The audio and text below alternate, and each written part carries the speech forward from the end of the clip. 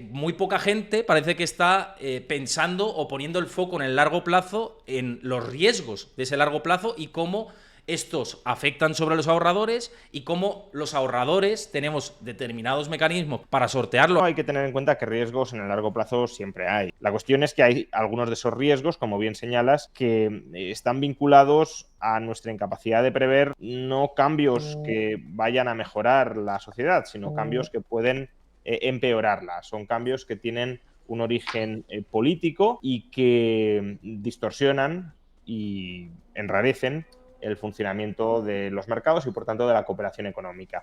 Mientras se producen estos cambios que se van a ir produciendo, ¿no? Hasta que se aclare un poco cómo van a ser los ejes económicos y demás, obviamente siempre hay que estar invirtiendo y diversificando al máximo y asegurándose uno de que donde invierte es el mejor lugar para hacerlo. Cuando estudiamos la rentabilidad que obtienen los inversores de patrimonios elevados versus de patrimonios bajos, lo que vemos es que los inversores de patrimonios elevados obtienen mayor rentabilidad sistemáticamente que los de patrimonios bajos. ¿Y dónde están esas soluciones? ¿Podemos hacer algo como ahorradores?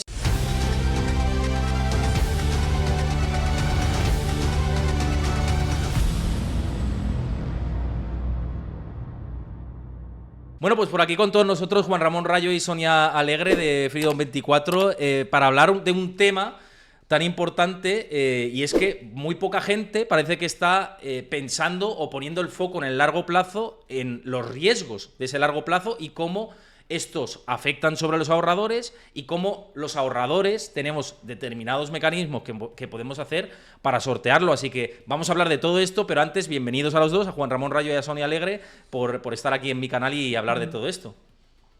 ¿Qué tal? ¿Cómo estamos? Buenas tardes, ¿qué tal?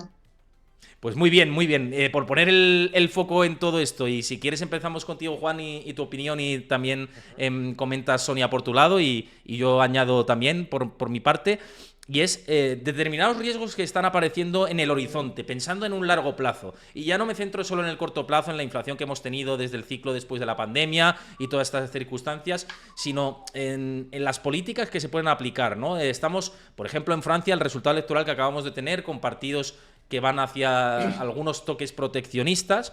En Estados Unidos, si gana Donald Trump también, esto puede tener impacto en la inflación más de largo plazo. No sé cómo ves tú todo esto. ¿Te parece un riesgo muy claro, Juan, pensando en el largo plazo para la economía? A ver, riesgos, lo primero hay que tener en cuenta que riesgos en el largo plazo siempre hay. Si no hubiese riesgos tampoco habría oportunidades, en el sentido de que estaría todo dado y sería todo estático. El hecho de que pueda haber cambios, incluso cambios muy disruptivos, es lo que genera incertidumbre, pues una de las fuentes de generación de incertidumbre y, por tanto, de cambio y de riesgos, ¿no? De nuestra dificultad para prever lo que va a suceder. Entonces, dicho esto, que con el riesgo siempre vamos a tener que convivir, tanto a corto como a largo plazo, la cuestión es que hay algunos de esos riesgos, como bien señalas, que están vinculados a nuestra incapacidad de prever no cambios que vayan a mejorar la sociedad, sino cambios que pueden empeorarla. Son cambios que tienen un origen político y que distorsionan y enrarecen el funcionamiento de los mercados y, por tanto, de la cooperación económica.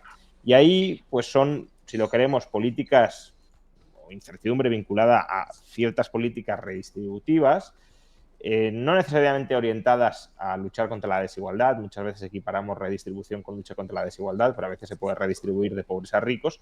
Y, de hecho, el mercantilismo y el proteccionismo al que apuntabas es un tipo de política redistributiva del grueso de la población a ciertas minorías empresariales y profesionales que están protegidas frente a la competencia global. Entonces, bueno, si pensamos en riesgos de origen específicamente político que pueden enrarecer, entorpecer, dificultar el funcionamiento de los mercados y la generación de riqueza, desde luego la desglobalización es uno de ellos.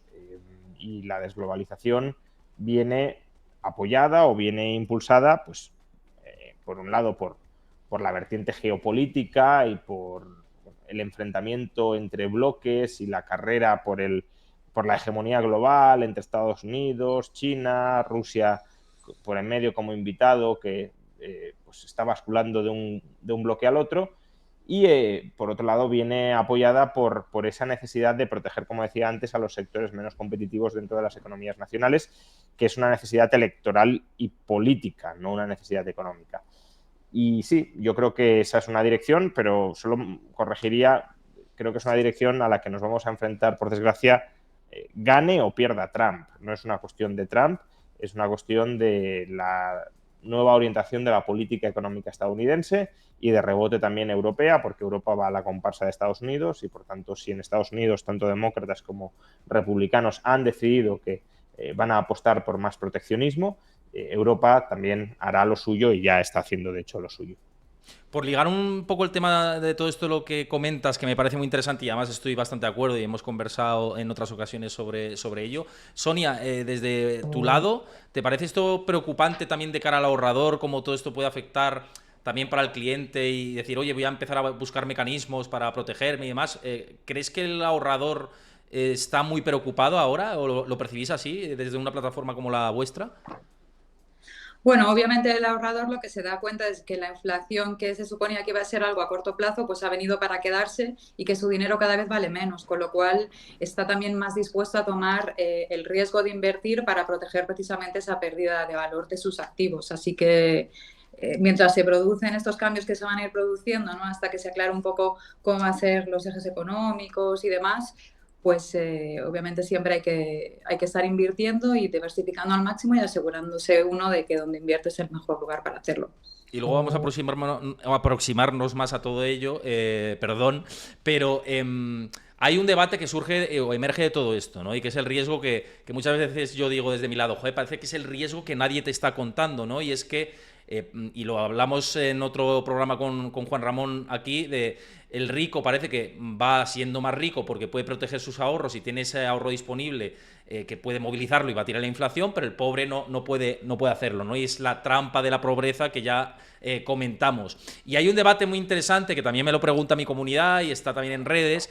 De hecho, JP Morgan hacía un último informe que iba en esta dirección y mostraba cómo el 1% de la riqueza había traspasado y por completo a las clases medias, y es de si podemos ir a un fin de las clases medias. ¿Ese es un riesgo real que existe o no? Y si lo podemos evitar como inversores, ahorradores particulares. Se hablan aquí dos áreas, ¿no? Pero, Juan, ¿tú crees que puede haber este riesgo de que empiecen a diluirse cada vez más las clases medias?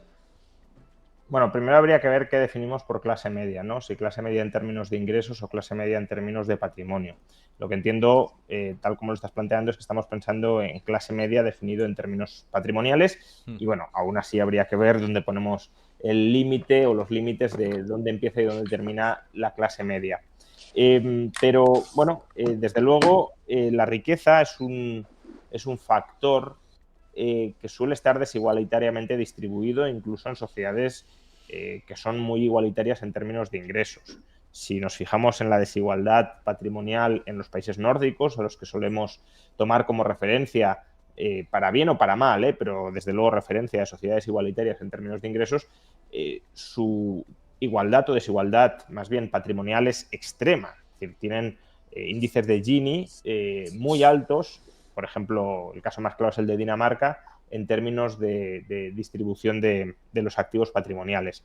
Hay muchos factores que influyen en por qué la riqueza está más desigualitariamente distribuida que los ingresos. Uno es la edad. El joven no ha tenido tiempo para ahorrar y el anciano, por mal que lo haya hecho, algo termina ahorrando. Y si además lo has hecho bien, pues has terminado ahorrando mucho. Y contra la edad es muy difícil combatir. Es decir, el joven, salvo que herede, empieza sin nada o con muy poco. Y el anciano, salvo que se lo haya fundido todo, pues va a terminar su vida con un cierto patrimonio, más o menos. Pero bueno, el promedio, desde luego, será bastante más alto que el promedio de los jóvenes. Entonces, la edad es un factor que ya desiguala muchísimo cuando hacemos una foto de la distribución patrimonial. Pero luego, desde luego, hay otros factores que influyen en la desigualdad patrimonial. Y uno muy importante es el acceso o la disciplina o la conciencia o la práctica de la inversión. Porque la fuerza más potente del capitalismo, y esto es algo que Marx incluso vio e insistió en ello, es la capitalización. la capitalización, Marx pensaba de la plusvalía, nosotros podemos hablar del interés, pero bueno, el poder del interés compuesto. El hecho de que las rentas generan rentas, los intereses generan intereses, los beneficios generan beneficios. Entonces, si una persona ahorra, pero no invierte, no digamos ya si no ahorra, con el tiempo se va abriendo una brecha muy grande con respecto a quienes ahorran, invierten y reinvierten los rendimientos de ese ahorro. Y claro, por supuesto que quien tiene un patrimonio elevado puede tener de entrada o de comienzo una mayor facilidad para acometer este tipo de prácticas, pero es que, salvo que lo hayas heredado, el patrimonio elevado es consecuencia de una disciplina previa, de haber ahorrado pequeñas cantidades, invertido pequeñas cantidades y reinvertido aún más pequeñas cantidades, porque reinviertes los frutos de la pequeña inversión, ¿no? Y claro, esto capitalizado va dando un gran patrimonio. Entonces, una primera brecha que es importante es entre quienes no ahorran o ahorran pero no invierten, atesoran el dinero, lo mantienen en cuenta corriente no remunerada, y aquellos que invierten. Pero es que luego, incluso entre los que invierten, hay una segunda brecha muy interesante y digna de estudio, y es los patrimonios bajos. O sea, antes de entrar en esta reflexión, en principio quienes invierten deberían invertir a mercado, ¿no? Deberían obtener más o menos en promedio una misma rentabilidad. Puede haber gente que sea muy hábil seleccionando inversiones y obtenga pues mayor rentabilidad que otra, pero en términos generales, pues, no sé, el rico compra los tomates al mismo precio que yo, salvo que compre tomates de mayor calidad, por supuesto, pero el precio que pagamos por los mismos tomates pues es el mismo, ¿no? Son precios de mercado. Con las rentabilidades debería suceder algo parecido y, sin embargo, cuando estudiamos la rentabilidad que obtienen los inversores de patrimonios elevados versus la rentabilidad que obtienen los inversores de patrimonios bajos, lo que vemos es que los inversores de patrimonios elevados obtienen mayor rentabilidad sistemáticamente que los de patrimonios bajos. Y aquí podríamos decir, bueno, es que adoptan un perfil de riesgo más agresivo y por tanto obtienen más rentabilidad. No. Incluso corrigiendo por el diferencial de riesgo, que obviamente también influye, los patrimonios elevados obtienen mayor rentabilidad que los patrimonios bajos. Incluso si vamos a la misma clase de activos, patrimonios bajos invirtiendo en cuentas remuneradas, patrimonios altos invirtiendo en cuentas remuneradas, los patrimonios altos, dentro de la misma categoría de activos, obtienen mayor rentabilidad.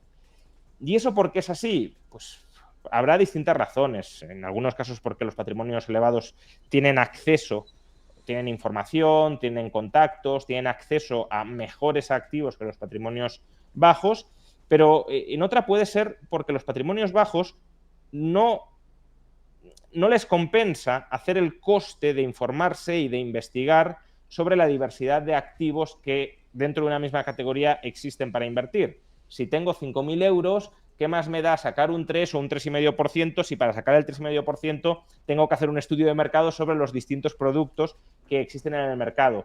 Eso puede ser muy costoso para el pequeño inversor, para el gran inversor, claro, medio punto es muchísimo dinero.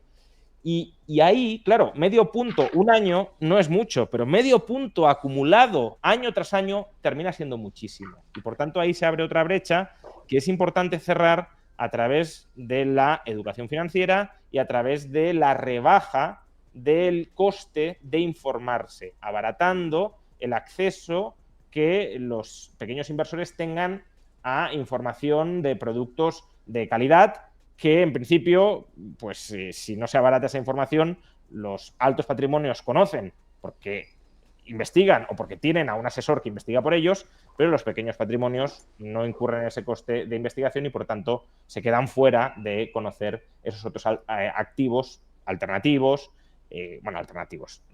esos otros activos más altamente remunerados que a lo mejor a priori no conocen. Que por cierto, tanto desde tu canal como el mío también es un poco lo que pretendemos, ¿no? Tener o democratizar más esa información financiera, claro, para que el retail, ¿no? El inversor particular como nosotros, ¿no? Que al final no somos institucionales, pues tenga ese conocimiento de qué productos pueden sortear la inflación, evitar que nuestro poder de compra se diluya con el paso del tiempo, etcétera. Y a eso voy también, porque con esta situación en la que pues quizá vamos a un mundo más proteccionista, más presionando la inflación al alza, esta composición de ejes, como decía Sonia antes, que podemos tener durante los próximos años, y en un contexto en el que va a haber mucha más incertidumbre, pues más que nunca tenemos que plantear esas soluciones. ¿Y dónde están esas soluciones? Y la pregunta es muy concreta, ¿no? Y tú lo habías comentado antes, Juan Ramón, también, ¿no? ¿Podemos hacer algo como ahorradores? Y te lo pregunto primero a ti, Sonia, y luego Juan también que diga un poco su visión desde el punto de vista del ahorrador, ¿qué puede hacer ante este contexto en el que podemos caer en esa trampa de la pobreza como estábamos analizando? Pues empezar a invertir lo antes posible, obviamente estudiando un poco los riesgos y los productos, informándote al máximo posible, ¿no? Nosotros en Freedom tenemos una academia que es la Freedom Academy, donde la gente que no tiene conocimientos financieros pues puede empezar un poco a seguir y aprender sobre cómo invertir y los diferentes productos financieros. Y luego tenemos también productos de bajo riesgo, pues para el que quiere empezar con poco dinero, que yo creo que los conoces porque ya hemos hablado alguna vez, la cuenta D, por ejemplo, o los planes de ahorro a largo plazo.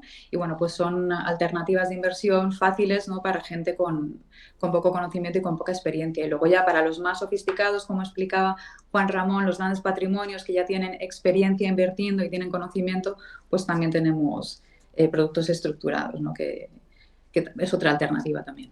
Luego te voy a entrar con el tema de la cuenta D y las colocaciones de dinero a largo plazo y demás, porque me parece que es interesante y lo hemos comentado muchas veces. Pero, Juan, desde el punto de vista de ahorradores, ¿también de acuerdo con esto que decía Sonia? Sí, o sea, yo creo que hay muchos tipos distintos de activos y cada uno de ellos puede encajar mejor para, por un lado, un tipo de inversores, por otro lado, para un momento en la vida o en la planificación financiera de un inversor, o para, incluso dentro de un momento de la vida de un inversor, para una finalidad específica que pueda tener ese inversor. Es decir, no es lo mismo un inversor joven que un inversor ya mayor, cercano a la jubilación o en la jubilación. No es lo mismo un inversor adverso al riesgo que un inversor propenso al riesgo.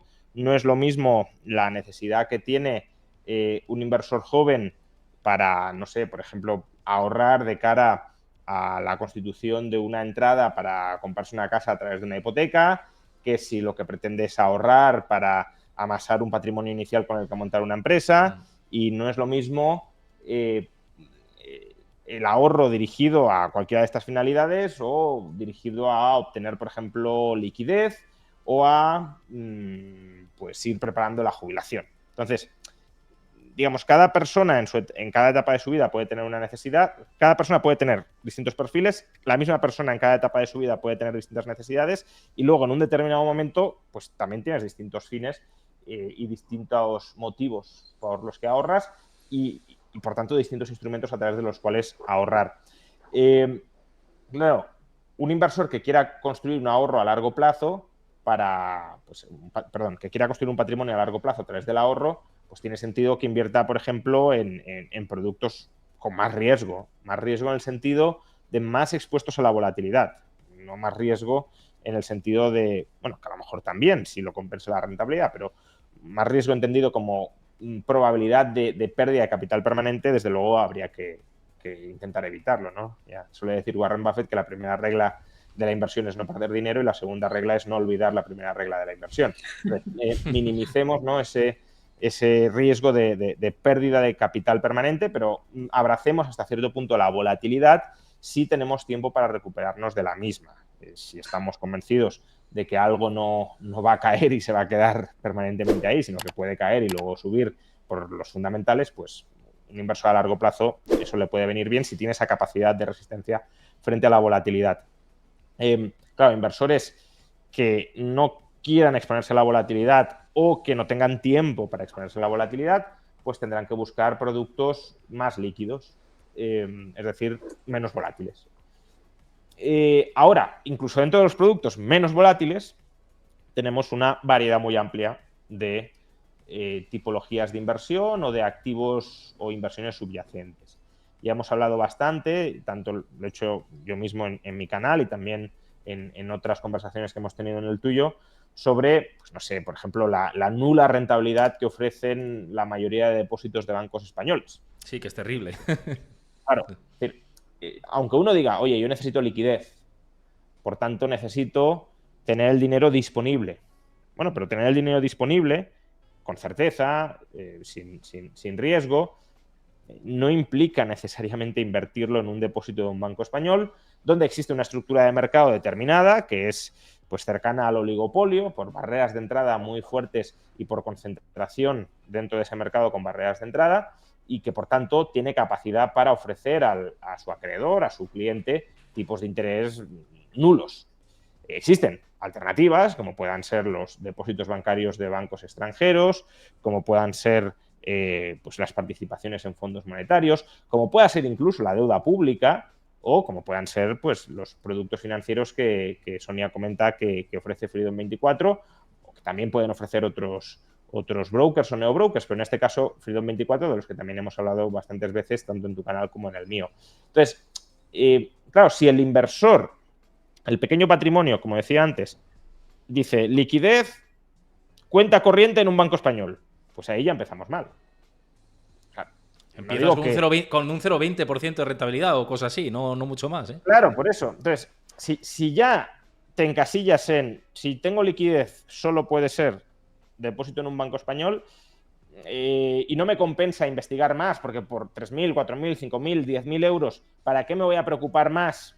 ¿Qué más me da 1 punto o 2 puntos más al año sobre esa cantidad tan pequeña? Pues ahí ya empiezas a perder contra otros que invierten esas mismas cantidades preocupándose por obtener una rentabilidad más alta sin necesariamente exponerse a mayores riesgos, o no digamos ya mayores cantidades que obviamente tienen un incentivo muy grande a rascar cada décima o centésima.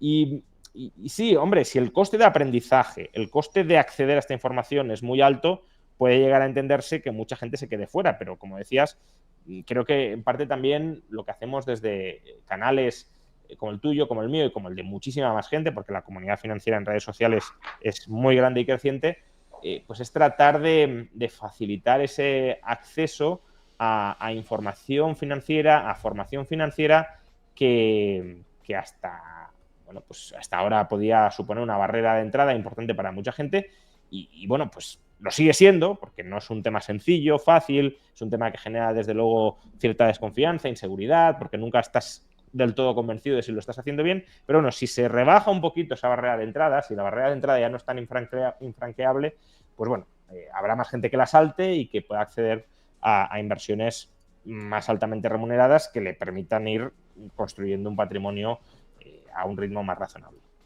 Claro, opciones importante o de manera importante remuneradas. Antes hablaba Sonia de la cuenta de Freedom tiene otras, ¿no? Como las colocaciones de dinero a largo plazo de 3, 6 y 12 meses, con rentabilidades anualizadas a 12 meses, por ejemplo, ahora mismo, y lo estoy viendo en tiempo real, del 5,4% en euros, en dólares casi el 8% prácticamente. Es decir, que viendo lo que está ofreciendo la banca tradicional, incluso muchos neobancos, pues está esta opción que yo creo que es interesante, ¿no? Luego te voy a preguntar por estos productos, porque me han preguntado bastante usuarios, Sonia, sobre el funcionamiento, los swaps que hay detrás y demás, y si esto es seguro o no es seguro, bueno, esta serie de cuestiones. Pero antes, para los que nos estéis viendo aquí en directo y también en diferido, con respecto a lo que decía Juan Ramón Rayo y también los productos que tiene la plataforma Freedom24, si os resultan interesantes, que en mi opinión personal lo son, y lo hemos hablado muchas veces con Juan Ramón Rayo y habéis visto las aportaciones que he hecho en este tipo de la colocación de dinero a largo plazo y demás, mes a mes. De hecho, este mes ya me veréis que haré también otra, y es lo que yo he hecho, no es una recomendación de inversión, pero si os interesa, tenéis ahora, hasta el 31 de agosto, la Welcome Promo de Freedom24. ¿Y qué quiere decir esto? Pues que os regalan 3 acciones si transferís a la plataforma entre 4.999 y 19.999 euros, 10 acciones con el código WELCOME20 y con el código WELCOME5 hasta 20 acciones de regalo. Tenéis todos los detalles en la descripción del vídeo en YouTube, también en Juan Ramón Rayo lo pondrá en su canal los detalles, y el enlace a la plataforma para que os la podáis descargar en la descripción del vídeo de YouTube. y en el comentario fijado, tanto de mi canal como de Juan Ramón Rayo. Así que para que le echéis un ojo, yo creo que merece la pena este tipo de productos. Pero ahora voy a todo esto porque soluciones. Hablamos de esto, de la colocación de dinero a largo plazo, que a mí sí me parece interesante, francamente, y lo hemos comentado muchas veces con Juan, que son productos que, viendo cómo está el contexto de mercado, son atractivos. Pero mucha gente me pregunta, ¿qué seguridad tiene la compañía? ¿Cómo funcionan estas colocaciones de dinero a largo plazo que está vinculado a la tasa SOFR, pero también bueno, hay otros productos detrás como son los swaps y tal? ¿Cómo funciona esto para tener rentabilidades tan altas, Sonia? Bueno, pues uno por uno. En cuanto a qué seguridad tiene la compañía, pues como sabes y lo hemos comentado también en el pasado, somos un holding americano cotizado en el Nasdaq. Por lo tanto, estamos regulados por la SEC, lo que implica que tenemos un montón de controles y de informes regularmente. Estamos auditados por Deloitte. Seguimos todas las normas contables de Estados Unidos, las normas internacionales, también Standard & Poor's nos hace calificaciones y reviews, con lo cual hay un montón de factores, ¿no? Un montón de gente que nos mira y que nos audita y que hace informes sobre nosotros, y que yo creo que eso es una garantía también un poco de todo el trabajo que hay detrás. ¿Qué más me has preguntado? ¿Cómo funcionan? Pues tenemos o la cuenta de o las colocaciones a largo plazo, ambos están basados en un producto financiero que son los swaps. Los swaps, de la manera en la que Freedom los hace, son swaps sobre acciones, y lo que hace Freedom es cerrar el precio de la segunda parte del mercado, con lo cual el precio de la segunda parte del swap, perdón, con lo cual si algo ocurre en el mercado de subir o bajar, ese precio está, digamos, cerrado y garantizado, con lo cual el riesgo de mercado no le llega al cliente. Siempre invitamos a todos nuestros clientes a que acudan a nuestra web freedomfinance.eu/documentos y lean sobre los swaps, sobre los programas de swap, para que conozcan un poco más el funcionamiento, las garantías, etc, etc, etc. Y no sé si he respondido ya No, perfectamente, a la perfectamente. tercera. Pero, y esto viene una derivada añadida, hablando de swaps, que son al final productos derivados, pero una pregunta derivada en este caso, y es que me preguntan mucho sobre el informe de Hindenburg en su momento, que esto surgió el año pasado, y hay gente que a lo mejor tiene desconfianza, ¿no? Y pese a que esto ya salió incluso en Bloomberg y hubo aclaraciones, pero de vuestro lado, Hindenburg, para poner en contexto, es un fondo bajista, ¿no? Que habló o hizo un informe sobre Freedom Finance, y bueno, pues al final todo esto se explicó en su momento, pero ya que te tengo aquí delante, ¿qué quedó de todo esto? Es decir, ¿qué tenéis Pues que decir vosotros? se quedó en nada. Obviamente, cuando salió el informe, pues se hicieron las investigaciones oportunas, pero ya estuvieron las investigaciones desde agosto hasta octubre, y ya de ahí se han hecho todos los reportes. Invito a toda la gente que quiera a mirar los reportes de la SEC en la página oficial de la SEC. El informe, perdón, reporte es en inglés. El informe K10. Y luego, bueno, pues también Standard & Poor's nos ha vuelto a dar la buena calificación de B, ¿no? Con lo cual yo creo que eso ya se ha quedado, básicamente se ha quedado en nada. Estas empresas tiran a ver muchas veces, ¿no?, a quién pueden hundir, y unas veces aciertan, pero otras no. Y en nuestro caso no han acertado. Pues por avanzar un poco en todo esto, ya hemos visto este escenario que tenemos de cara al futuro. ¿Cuál es uno de los principales riesgos en los que no se está entrando y que puede torpedearnos? Y este dilema de si viene el fin de las clases medias o no, y qué podemos hacer desde el ahorrador. Y os pregunto a los dos, teniendo en cuenta este tipo de productos de los que hemos hablado, ¿cuál podría ser una estrategia óptima para tener estos productos? Ahora que además está la promo esta y que hemos comentado, ¿estaría bien hacer todo de golpe? Oye, tengo un excedente, Juan, de 10.000 euros, lo meto en estos planes y diversifico, o hago aportaciones mes a mes jugando con los tipos de interés? ¿Cómo lo ves? Y desde tu lado, Sonia, después, un poco qué estrategias se pueden tener en cuenta. Bueno, como decía antes, depende mucho de cuál sea el objetivo de cada inversor. Si el objetivo de un inversor es maximizar rentabilidad, aunque estamos hablando también en este caso de rentabilidades en dólares, por ejemplo, muy considerables, pero bueno, en cualquier caso, también estamos en un contexto más o menos anómalo de altos tipos de interés que influyen obviamente en esas rentabilidades, pero si el objetivo de un inversor es trazar un plan de ahorro a largo plazo para maximizar su patrimonio, yo diría que hay que mirar en activos de alta rentabilidad a largo plazo, como pueda ser el mercado bursátil, como pueda ser incluso el mercado inmobiliario, con matices y en ciertos países, pero bueno, sabemos que también ha tenido un rendimiento alto en los últimos 150 años en prácticamente cualquier economía. Ahora, si lo que queremos es, oye, yo tengo aquí una porción de liquidez o simplemente que yo ya no estoy para invertir en bolsa, porque podemos estar hablando de una persona, no sé, de 50 años, 55, que quiera ir, obviamente, reduciendo su exposición a la volatilidad del mercado. Yo ya no estoy para invertir en bolsa o no estoy tanto para invertir en bolsa, aún así quiero obtener rentabilidades. Pues claro, aquí está el típico dilema de cómo entramos en este tipo de productos o, bueno, o en bolsa mismamente, ¿no? Que es una problemática compartida. Si todo de golpe o de manera escalonada. Y no hay una evidencia muy clara al respecto. Lo que podemos decir es que si estamos en un periodo en el que la bolsa a largo plazo va a subir, o en este caso serían si los tipos de interés a largo plazo van a subir, pues mejor, en el caso de la bolsa, invertirlo todo de golpe para comerte obviamente la subida. Si vas invirtiendo de manera escalonada, pues comprarás cada vez más caro.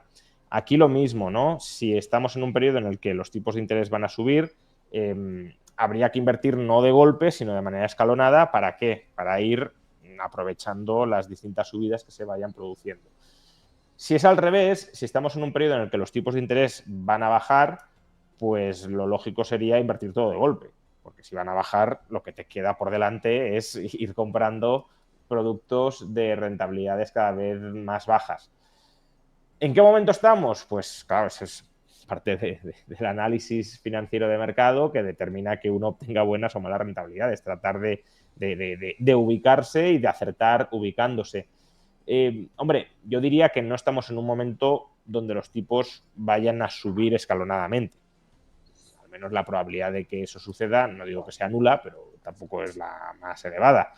Estamos, creo, en un contexto o de estabilidad de tipos de interés o más bien de baja de tipos de interés. Por tanto, desde la perspectiva del inversor, la estrategia en este contexto sería más bien a invertir ahora grandes cantidades del volumen de ahorro que tenga, claro.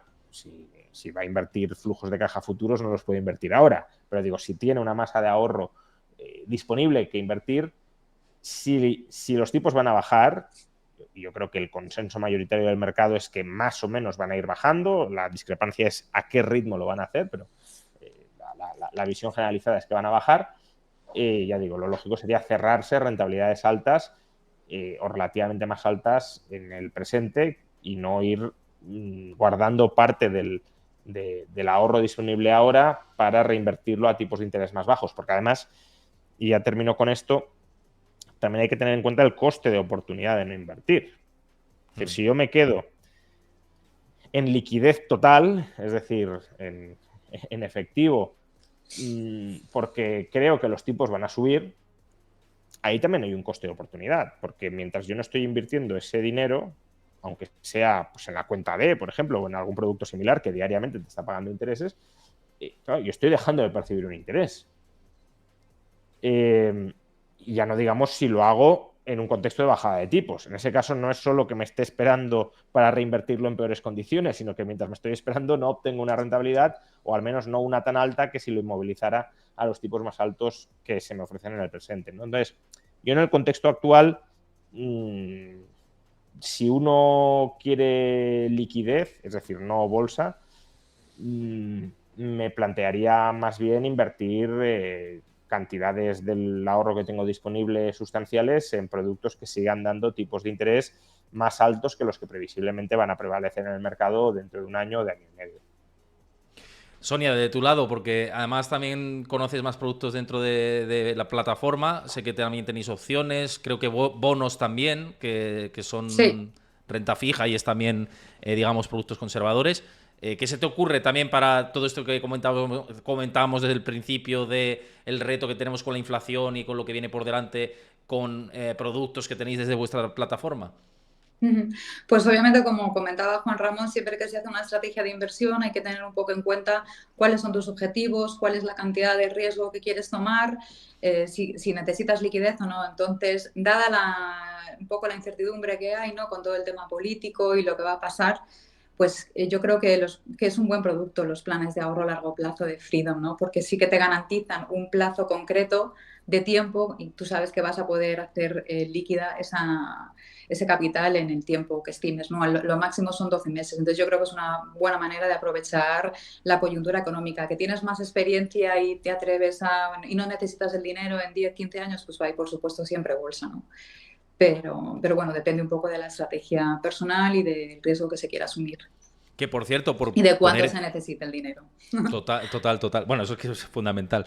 Pero por poner en contexto, creo que las colocaciones de dinero a largo plazo de las que estamos hablando son desde 1.000 euros, ¿verdad? Es decir, que no se Sí, puede por debajo, es desde 1.000 en adelante, ¿no? se puede Esta estrategia. empezar desde 1.000 euros y bueno, tienes a 3, 6 y 12 meses y en función de eso pues te va dando más o menos tipo de interés. Obviamente cuanto más largo es el plazo, mayor es el tipo de interés. Y luego también lo puedes meter o en dólares o en euros sin olvidar que estará luego el riesgo de tipo de cambio cuando se recoja, cuando se recojan los beneficios, que bueno, también el dólar está teniendo momentos interesantes, ¿no? Y que hay que tener en cuenta también y valorar.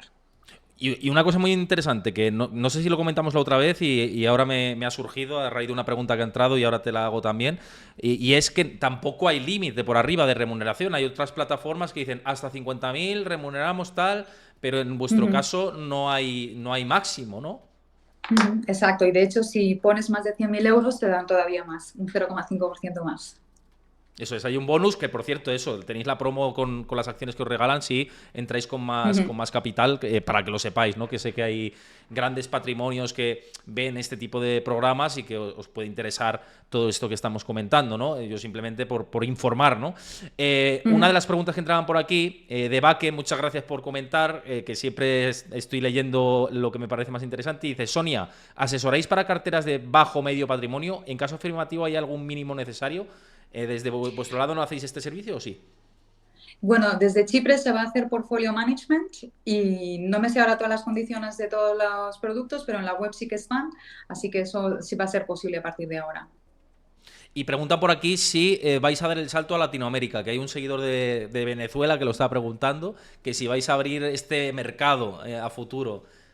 De momento están centrados en la ampliación por Europa y se han abierto oficinas de representación en Holanda, en Polonia, en Italia, en Francia, Dinamarca, Estonia. Entonces, yo creo que hasta que no se consolide un poco toda la expansión Europa. europea, yo creo que de momento va a ser más Europa, ¿no? Por el momento.